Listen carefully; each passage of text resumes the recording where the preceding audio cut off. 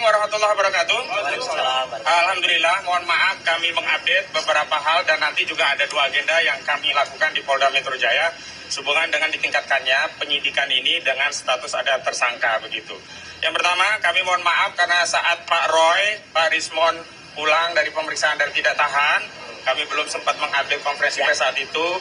Yang jelas yang pertama kami ucapkan terima kasih kepada seluruh rakyat Indonesia yang mendukung klien kami, Pak Rismon, Pak Roy dan yang lainnya. Juga kawan-kawan media karena telah mendukung amplifikasi perjuangan pendampingan Pak Roy untuk membongkar ijazah palsu Saudara Joko Widodo dan Pak Rismon juga yang lainnya. Nah, hari ini kami ada 3 agenda. Yang pertama mengupdate kegiatan advokasi, kedua menyerahkan surat permohonan gelar perkara khusus yang sebenarnya dulu pernah kami mintakan di 21 Juli yang lalu tapi belum ditindaklanjuti oleh bagian Kabawasidik di Resikum Polda Metro Jaya dan nanti kami akan kirim kembali begitu. Namun yang pertama ingin kami tegaskan bahwa tim advokasi telah menetapkan sejumlah pihak yang kami beri kewenangan resmi untuk bertindak atas nama tim advokasi dan klien kami. Karena itu kami menghimbau untuk tidak mempercayai siapapun yang mengaku-ngaku bertindak untuk dan atas nama tim juga kasus ini yang berusaha membangun narasi perdamaian dengan siapapun, termasuk ke lembaga manapun. Dan sekali lagi, tidak ada perdamaian dengan kepalsuan, tidak ada perdamaian dengan kebohongan, tidak ada kepalsuan dengan ketidakjujuran. Sekali lagi, tidak ada kompromi antara al-haq dan al-batil.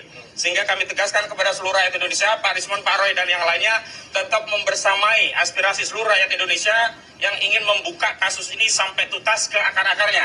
Jadi kalau ada pihak-pihak yang mengaku punya kepentingan, punya kapasitas atau mengaku juru bicara atau apapun, termasuk kemarin kami komplain Saudara Faisal Assegaf yang tiba-tiba bicara tentang perdamaian, juga Prof. Jimli Asidiki yang bicara tentang mediasi karena ini kasus pidana, bukan kasus perdata. Kemarin waktu saat kasus perdata Saudara Joko Widodo berulang kali di mediasi justru tidak pernah hadir. Hari ini di kasus pidana yang Saudara Joko Widodo sendiri melaporkan, maka Saudara Joko Widodo harus masuk ke pengadilan. Jadi jangan kemudian membangun narasi untuk mediasi di kasus pidana. Dan kepada tim reformasi Polri, khususnya Komisi Reformasi Polri, semestinya fokus ngurusi institusi Polri, baik mengawasi tentang kinerja, kebijakan, anggaran, SDM, institusional, bukan sibuk ngurusi ijazah Jokowi. Dan salah satu legasi institusi Polri yang perlu dikoreksi adalah gemar melakukan kriminalisasi. Dan karena kriminalisasi itulah hari ini klien kami, Pak Roy Suryo dan kawan-kawan, menjadi statusnya menjadi tersangka begitu. Jadi sekali lagi jangan lencengkan atau jatuhkan marwah institusi yang baru dibentuk oleh Pak Prabowo untuk mendamaikan ijazah palsu. Sekali ijazah itu diprotes oleh rakyat tidak boleh dihentikan di tengah jalan karena ini harus dituntaskan di era kita, tidak boleh kita wariskan kepada generasi selanjutnya.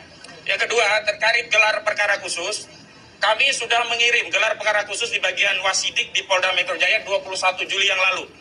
Namun sampai hari ini tidak pernah ditindaklanjuti dan kemarin dari penyidik kami disonding untuk menindaklanjuti dan hari ini kami juga akan kembali mengirimkan permohonan gelar perkara khusus yang hari ini kami serahkan kembali ke Biro Wasidik. Dan sebenarnya ini juga sudah kami persoalan karena dulu sudah ada gelar perkara khusus di Barreskrim ketika penyelidikan itu dihentikan, tetapi kenapa saat di Polda penyelidikan itu ditingkatkan menjadi penyidikan, saat itu tidak dilakukan gelar perkara khusus.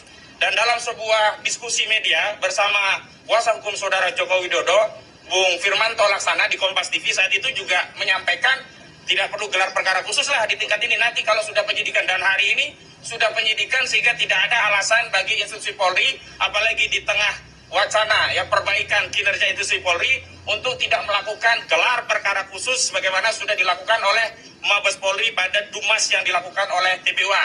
Dan terakhir berkaitan dengan apa yang kemarin disampaikan oleh Polda bahwa salah satu sebab tidak ditahannya klien kami karena kami mengajukan sejumlah saksi dan ahli. Hari ini kami akan mengirimkan surat secara resmi kepada Direktur Kriminal Umum Polda Metro Jaya tentang sejumlah nama ahli-ahli yang memang sudah kami siapkan, sudah berkomunikasi untuk bisa diperiksa di tingkat penyidikan agar ada kesetimbangan dari keterangan ahli hanya yang sebelumnya hanya dari penyidik, kami harapkan juga bisa mempertimbangkan keterangan ahli dari kami. Setidaknya ada 4 ahli, 1 ahli bahasa, ya ahli bahasanya itu forensik, linguistik forensik, mohon maaf ya.